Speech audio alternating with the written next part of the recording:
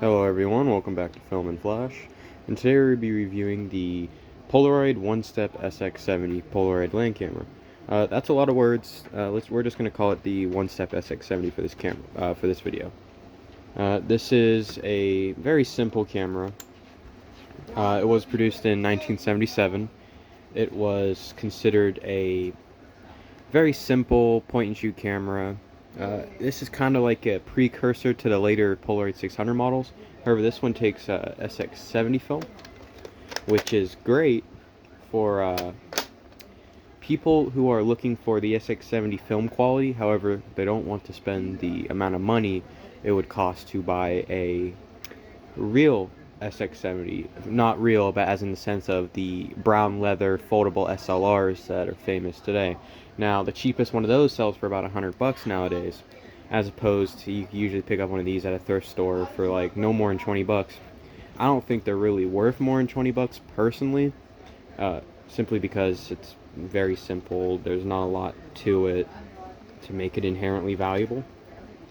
Let's go over the specs of this camera real quick. It is a fixed focus plastic lens. It has a focal length of 103 millimeters, and its aperture is f14.6, so decently,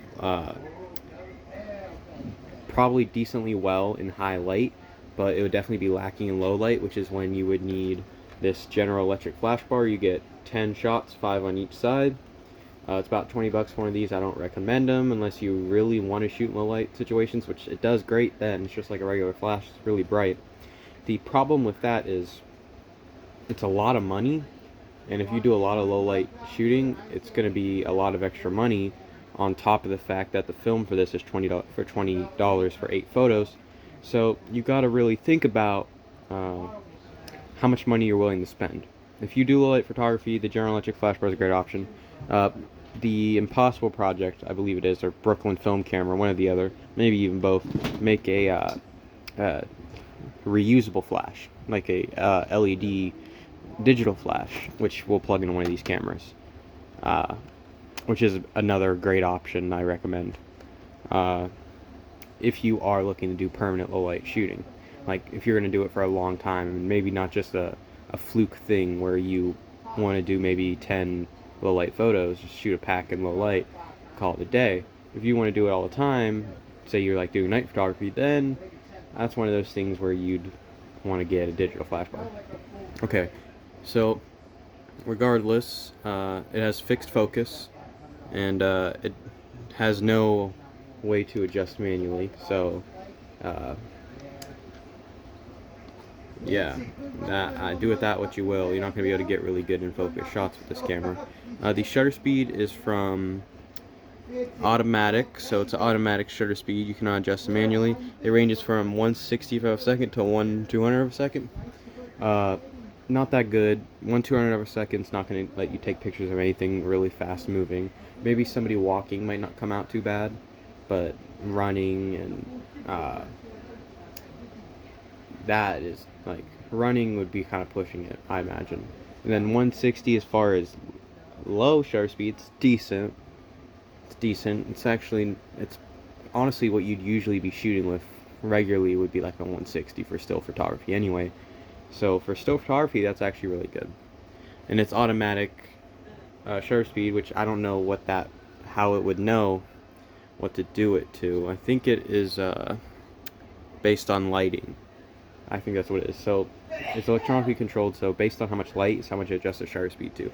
Because more light, higher shutter speed, low light, lower shutter speed, so that you get the most light in or the least light in. Let's see what else is there to go along this camera. I have all the specs written down in my phone, so that's why I'm trying to go over it for you guys. As far as the size of the millimeter for the lens, it's actually really big, which is great for getting a very full image. The battery pack is contained inside the battery pack is contained inside the film pack. So this camera does not need external batteries. It just takes the battery power from the film pack, which is the Sx-70 film pack. Like I said, the film's very expensive. This camera is for a very specific audience. I wouldn't recommend this for somebody who just wants to shoot on Polaroid. Honestly, I actually wouldn't recommend shooting on Polaroid at all because of how expensive the film is nowadays. It's very inflated. You would be better off going to Fujifilm, which is slightly cheaper, but it's also very expensive. So at the end of the day, if you're going to do large format photography, this is medium format. Uh, you would large photography, you might as well just go with Polaroid because the price difference between the two is very minimal. Small picture photography, you'd be better off going with Fujifilm. Medium length is kind of a middle ground. I would still see those two are about the same. So medium photography doesn't really matter. I'm just saying this is considered full size for Polaroid. It's not like Fujifilm where you have small, medium, and large, it has different names for it, but I'm not going to go over it. You are basically, this is really expensive to shoot on for what you're getting. Sx-70 film looks great. The problem is, the reason it looks so good is because you're shooting it on an Sx-70 SLR, which is amazing glass lens, manual focus, manual aperture, what is it called now? They have a name for it. The manual exposure adjustment, which just does actually have a manual exposure adjustment, which is nice. You're getting a really great camera to take photos with, which makes them so much better. You are going to get the Sx-70 aesthetic, which is different from a 600 film. It definitely gives you a better, more vintage look when you're shooting on Sx-70 as compared to 600. At least I've noticed. You're also getting way sharper images, but how sharp can your images be when you're shooting on a plastic lens? It's a give and take. Basically, I'm saying you're better off buying a 600 film camera. 600 film is actually about the same price as Sx-70 film. However, there's a lot more 600 cameras, a lot more different color options.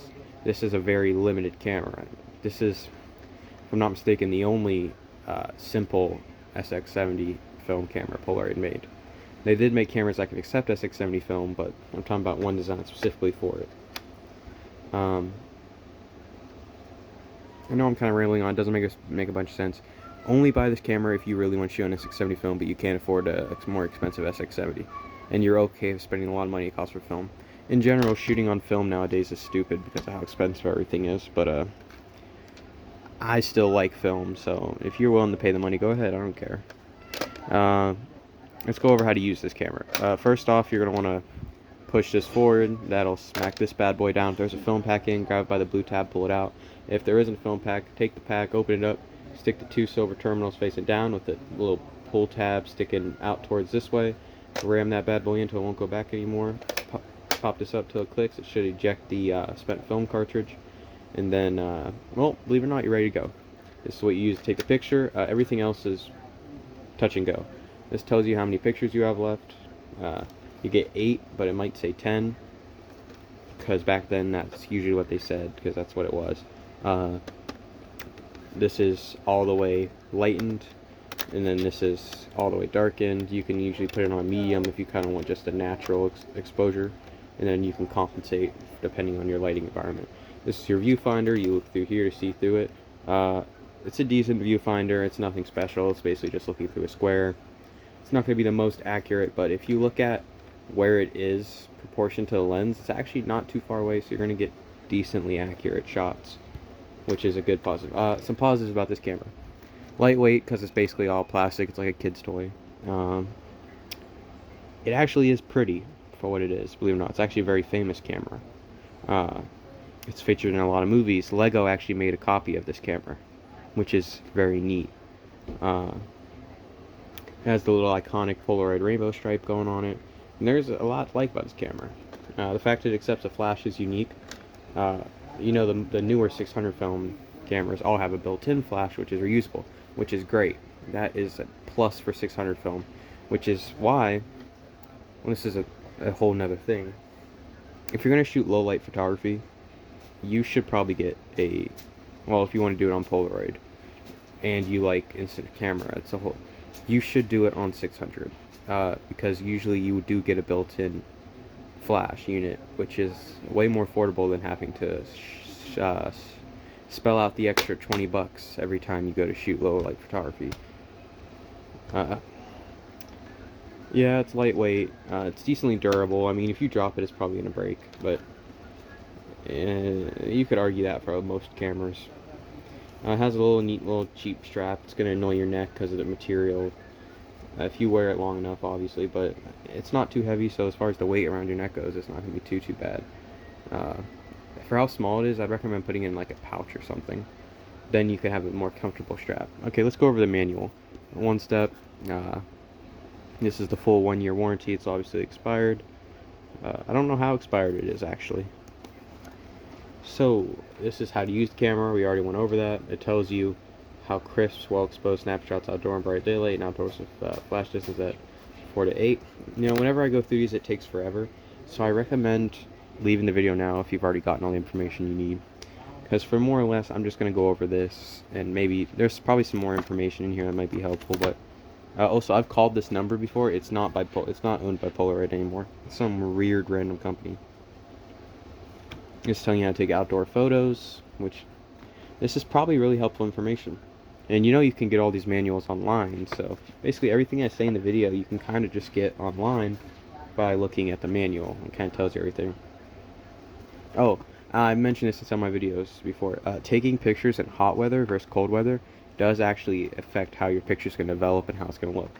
Typically, when you're shooting in super cold environments like sub 45 degrees, like it says right here, you typically get a blue hue, and when you're shooting in super hot environments, you get a warm tone, which is a little neat thing to play around with when winter comes around or if it's super hot.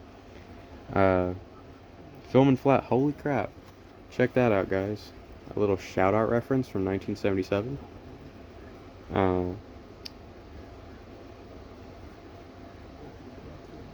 Pocket primer.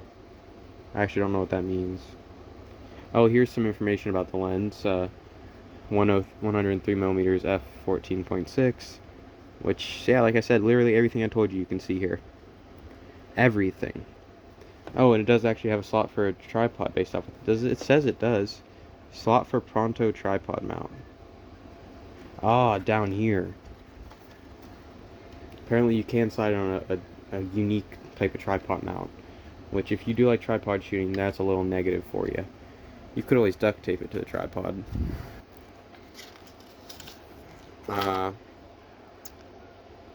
That's actually a really pretty drawing. See, that's the General Electric flash bar. They're actually really good flash bars. They're so expensive. And they're only one use, anyway.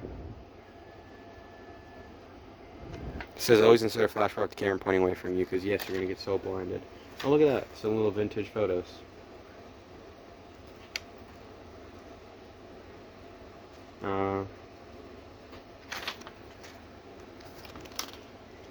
She's cute. Oh yeah, she's got a what's some pair of what is it? Vice grips? No, it's pliers. Yeah, it's pliers.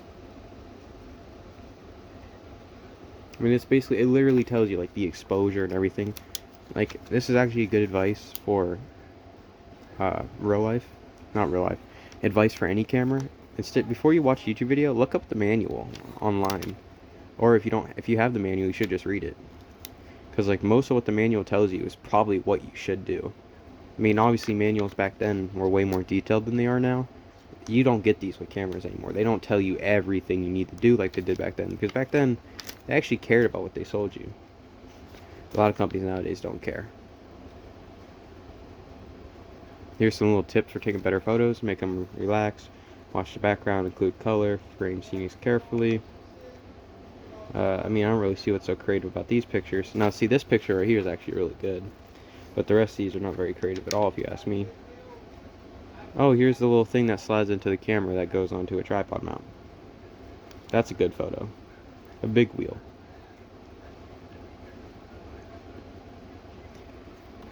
This is, like, really neat. I do kind of wish, obviously I shouldn't say this, but I do, like, wish a little bit that, I could have at least been alive in that time to experience, like, shooting on Polaroid back then. And just get to, like, maybe even just, tour their factory and just see what they were doing.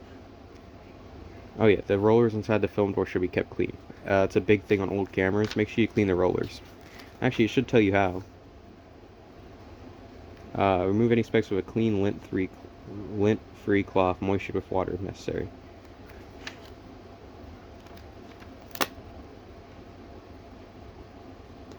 that's basically everything there is to talk about. Oh, this video is a little bit shorter than all the other ones so far, which is pretty good. Pretty good. When they're longer, they take forever to upload. I'm gonna try and cut it short, end it before the end of the 15 minutes. I would not really recommend this camera. There's a lot of reasons. It's really cheaply made. The film's expensive, but really 600 film's expensive too. However, Sx-70 film's more uncommon than 600 film, so you have an easier time getting 600 film, but regardless, you're gonna have to order it online because most stores don't stock 600 film anymore. By most stores, I mean like Walmart and Target. I'm sure there's more specialized camera stores that sell film. Also, this is a little thing that helps shield your eye from light so you can focus better on your image. Just a little fun fact. Yeah, there's a lot of reasons why. Get a 600 if you're looking to get something that's like lightweight and cheap and point and shoot, because like the flash is a big thing, and also film, how common the film is. And I mean, if you just want to shoot on Sx-70 film and want a cheap camera to do it on, there you go. I recommend it for that purpose. Literally any other purpose, just get a 600 or Fujifilm if you're looking for better affordability for the price point. Film's way cheaper for Fujifilm, and you're actually getting. Here's the problem: Fujifilm does not look as nostalgic as Polaroid. It cannot copy how nostalgic Polaroid looks, and if most people shoot on instant film for a lot of people do for the tangibility of it, and another is the nostalgia, the vintage feel. So that's the one thing that Polaroid excels at, and you're paying for that vintage feel. So, whatever. That's really all there is to say. Thank you guys for watching, and please like and subscribe. Film and Flash out.